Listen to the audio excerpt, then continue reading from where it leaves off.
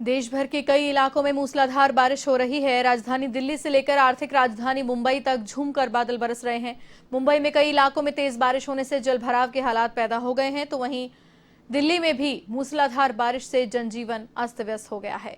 ऐसे में कई जगह सड़कों पर पानी भर जाने से ट्रैफिक जाम की स्थिति भी उत्पन्न हो गई है। इधर मौसम विभाग ने दिल्ली में कुछ इलाकों में हल्की से मध्यम और कहीं कहीं भारी बारिश का अनुमान जताया है। आप देख सकते हैं दिल्ली, हरियाणा, राजस्थान और गुजरात की ये तस्वीरें अपनी टीवी स्क्रीन पर, जहां पर लगातार बारिश का सिलसिला जारी है।